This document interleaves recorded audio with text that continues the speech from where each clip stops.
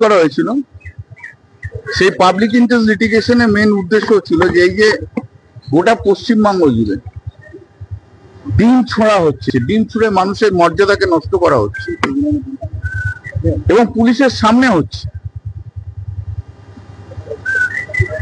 তারপর police mob lynching এর মুখে ফেলে দিচ্ছে। পুলিশ রাত্রিবেলায় ঢুকে হ্যান্ডকাপ পরাচ্ছে। পুলিশ কোমরে দড়ি বেঁধে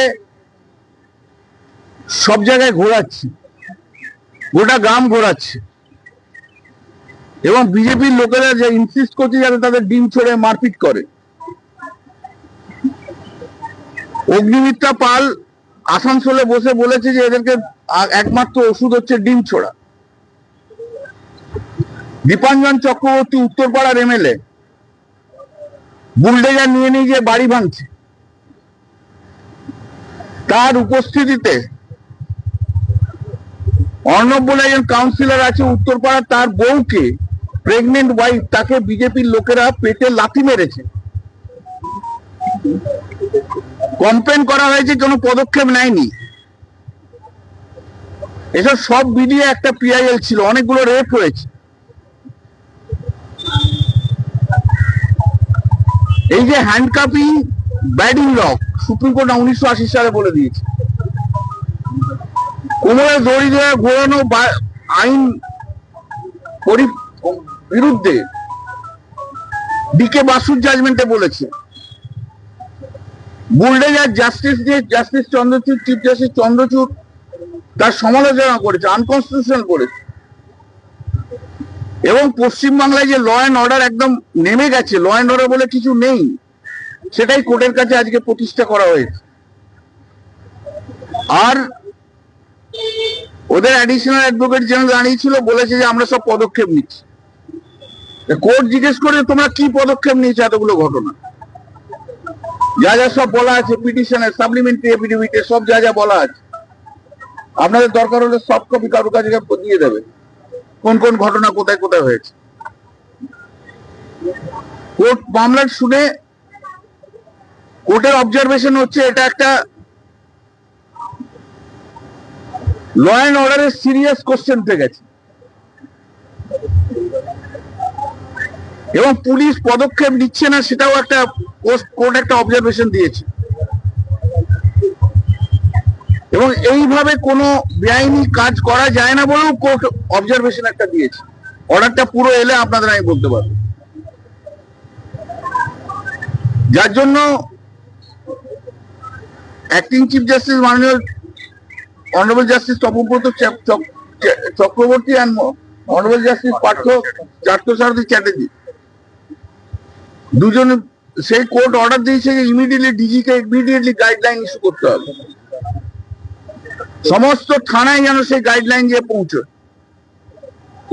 এবং সমস্ত গাইডলাইন পৌঁছে গেলে তাতে যেন এই যে জিনিসগুলো অপরাধ, এগুলো করা যায় না, পুলিশও কোনো করা যায় না এবং কেউ যদি করে তার বিরুদ্ধে পদক্ষেপ নেওয়া হবে। ডিম ছোড়া থেকে আরম্ভ করে সব যে করা হবে তার বিরুদ্ধে পদক্ষেপ নেওয়া হবে।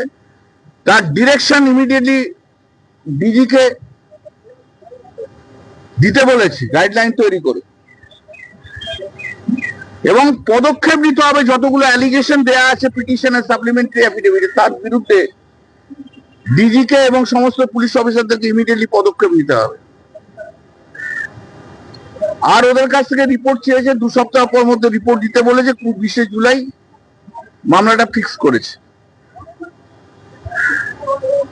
যে মাননীয় হাইকোর্ট আজকে যে কগনিজেন্স নিয়েছে এইসব ইনসিডেন্টকে এবং এই সিচুয়েশন ওয়ার্স্ট সিচুয়েশনে পরিণত হয়েছে, যে অবজারভেশন হয়েছে, আমি কৃতজ্ঞতা জানাচ্ছি। ল অ্যান্ড অর্ডার একদম ফেল করে গেছে, ল অ্যান্ড অর্ডার বলে কিছু নেই। সেটাও অবজারভেশনের মধ্যে অর্ডারটা এলে আপনারা পুরো দেখতে পাবেন কি বলেছে না বলেছে। অতএব পুলিশকে যে দায়িত্ব দিয়েছে সে পুলিশকে তাই দায়িত্ব করতে হবে। জজ সাহেবরা একবার বললেন সোশ্যাল অ্যাওয়ারনেস এর দরকার আছে। আমরা সোশ্যাল অ্যাওয়ারনেসটা কি করে হবে যেখানে মন্ত্রী অগ্নিমিত্রা পাল বলছে যে ডিম ছোড়ো সবাই, সেখানে সোশ্যাল অ্যাওয়ারনেস কি করে হবে? যেখানে শাসক দলের বিধায়ক যে বুলডোজার দিয়ে সব ভাঙছে, তার প্রশ্রয়ে একটা প্রেগনেন্ট লেডিকে লাথি মারছে বিজেপির ছেলেরা, সেখানে সোশ্যাল অ্যাওয়ারনেস কি করে হবে? এবং এটাও দেখানো হয়েছে যে মাননীয় মুখ্যমন্ত্রী বলছে বুলডোজার চলবে, যে স্টেটের চিফ মিনিস্টার বলছে, যে স্টেটের অন্য মন্ত্রীরা বলছে, যে স্টেটের শাসক দলের বিধায়করা বলছে বুলডোজার চলবে, ডিম ছুড়বো, সেখানে সোশ্যাল অ্যাওয়ারনেস হবে কি করে? তাই জন্য কোর্ট আজকে অবজারভেশন দিয়েছে, মামলা 2 সপ্তাহ পর হিয়ারিং হবে। ইন দি মিন টাইম আমাদের দেখা যাক কি হয় কি না হয়। এবং একথাও বলা হয়েছে যে এয়ারপোর্ট থেকে বেরোনো যাচ্ছে না আজকাল। খবর দিয়ে দিয়েছে বিজেপির লোকেরা আসছে, পুলিশ রিস্কেও পুলিশ নেই, বারবার অ্যাসল্ট হচ্ছে। এয়ারপোর্ট এরিয়া সেন্সিটিভ এরিয়া হয়ে গেছে।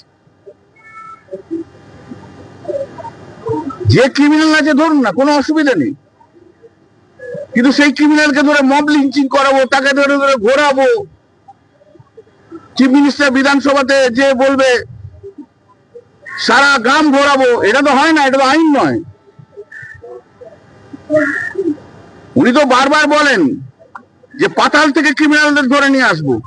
এবার ধরুন পাতাল থেকে ক্রিমিনালদের ধরে নিয়ে আসুন না, অনেক ক্রিমিনালের নাম তো দিয়ে দিয়েছি, তার মধ্যে আপনার কলিগরাও আছে, ধরুন। কোথাও গিয়ে কি মনে হয় যে এটা তৃণমূল কংগ্রেস যেহেতু হেরেছে, তাই বিভিন্ন নেতা নেত্রীর বাড়িতে পুলিশ যাচ্ছে, আজকে অপূর্ব পোদ্দারের বাড়িতে কিনাই হয়ে গেছে? এটার সঙ্গে আমি জানি না, এটার সঙ্গে এটা গোলাবেন না।